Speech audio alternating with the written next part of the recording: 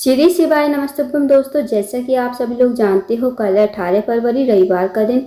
यदि दोस्तों आप सब लोग चाहते हो कि आपके जीवन में जो है किसी भी चीज़ की कमी ना हो, आपके जीवन में कभी पैसों की कमी ना हो, पैसों की किल्लत ना हो, तो बस आपको शमी के पौधे में 3 चीज़ें आपको चुपचाप डालनी है। यदि आप इस उपाय को करते हो तो आपके जीवन में कभी धन संपदा की कमी नहीं होगी, आपके व्यापार में वृद्धि होगी और आपके जो भी कार्य अटके हुए हैं वो आपके सारे कार्य होते चले जाएंगे।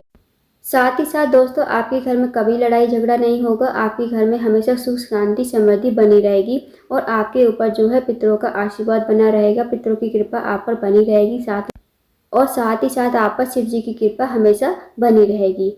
इस वीडियो में आपको दोस्तों 4 उपाय बताए जाएंगे जो कि बहुत ही अजोग विशेष उपाय है। जो आपको पहला उपाय बताया जाएगा, शमी के पौधे में आपको 3 चीज़ें डालनी है।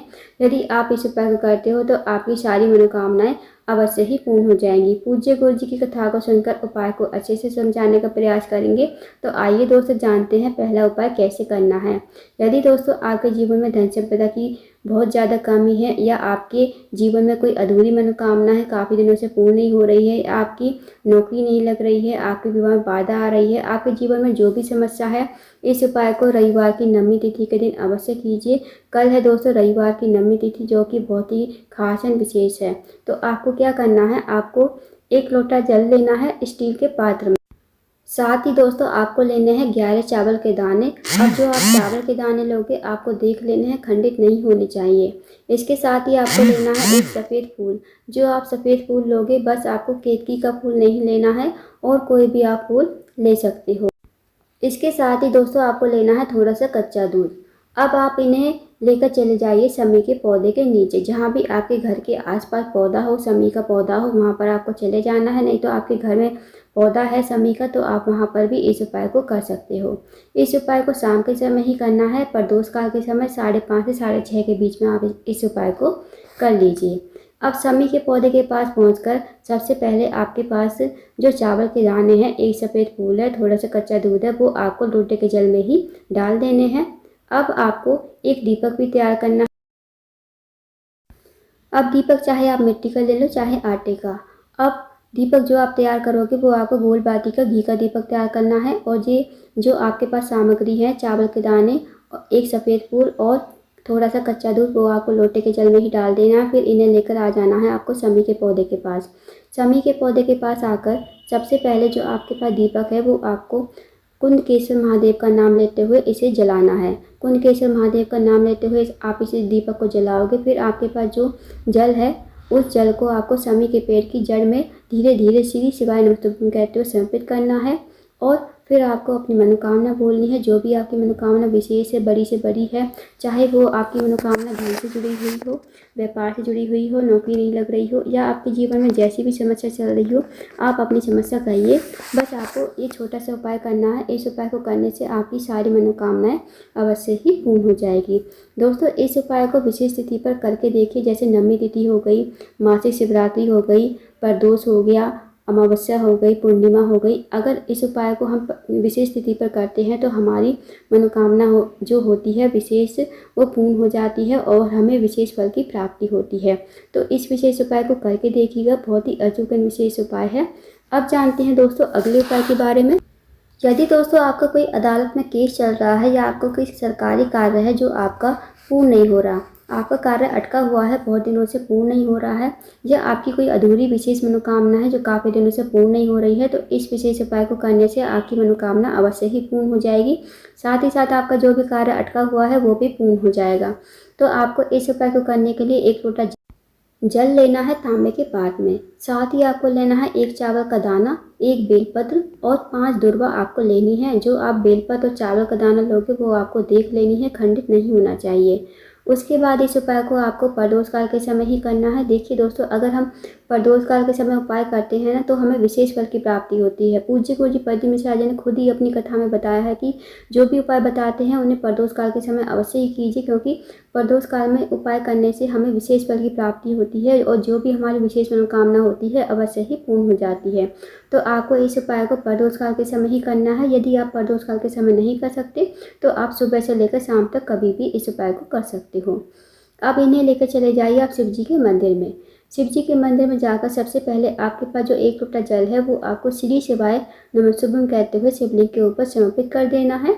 उसके बाद जो आपके पास एक चावल का दाना है वो आपको अपने हाथ में लेना है, महादेव से अपनी मनोकामना बोलनी है। जो भी आपकी मनोकामना विशेष है, जो भी आपका कार्य अटका हुआ है, अदालत में कोई भी केस चल रहा है, महादेव से कहिए और इस चावल के दाने को आप शिवलिंग के ऊपर समर्पित कर दीजिए। अब दोस्तों आपके पास जो बेलपत्री है और 5 दूर्वा है वो आपको अपने हाथ में लेनी है। बेलपत्र पर दोस्तों हो सके तो आप पीला चंदन, तीनों पत्तियों पर पीला चंदन लगा दीजिए। पीला चंदन लगाने के बाद आपको बेलपत्र और 5 दूर्वा जो है, जो पार्वती जी का हस्तकमल होता है ना, जहाँ पर शिवलिंग विराजमान होता है, नीचे गोल गोल कटी भाग होता है और पार्वती जी का हस्तकमल और माता असुरसुंडी का स्थान, जलाधारी के बीचों बीच माता असुरसुंडी का स्थान होता है। तो माता असुरसुंडी का स्थान और पार्वती जी का हस्तकमल के जो बीच का खाली स्थान होगा ना, वहाँ पर आपको ये दोनों बेलपत्र और दूर्वा वहाँ पर समर्पित करनी है आपको श्री शिवाय नमस्तुभ्यम कहते हुए। अब जो बेलपत्र की डंडी का मुख होगा वो आपको जलाधारी की तरफ रखना है, जैसे जहाँ से जल जो है नीचे बहकर गिरता है, और दूर्वा की जो डंडी का मुख होगा वो भी आपको जलाधारी की तरफ ही रखना है। फिर आपको महादेव से प्रार्थना करनी है, जो भी आपका अदालत में केस चल रहा है, जो भी आपका कोई कार्य अटका हुआ है, तो महादेव से प्रार्थना कीजिए, माता असुरसुंडी से प्रार्थना कीजिए और 2 मिनट आपको मंदिर में बैठना है, श्री शिवाय नमस्तुभ्यम का जाप करना है। फिर आपको भगवान को प्रणाम करके विनती करके आपको अपने घर पर आ जाना है।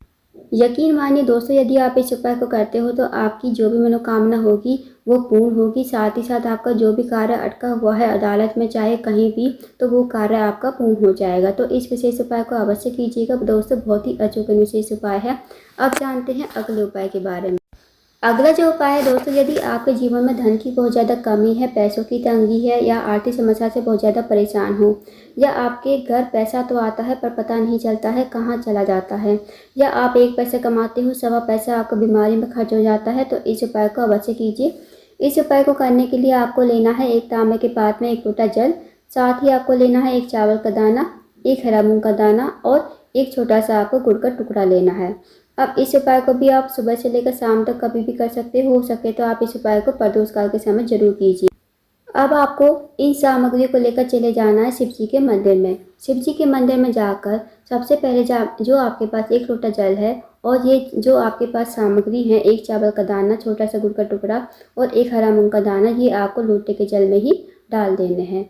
दोस्तों चावल का दाना जो होता है धन की वृद्धि, धन प्राप्ति के लिए होता है, ताकि माता लक्ष्मी आपके घर में वास करे। और जो गुड़ का टुकड़ा होता है वो आपके जीवन में तेज करने के लिए होता है, ताकि आपके जीवन में हमेशा रोशनी।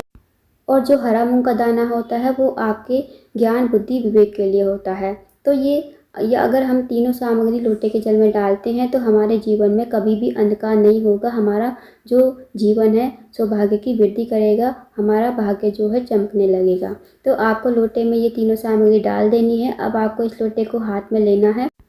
फिर आपको इस लोटे के जल को तुम रुकेश्वर महादेव का नाम लेते हुए पूरा का पूरा शिवलिंग के ऊपर समर्पित कर देना है धीरे धीरे।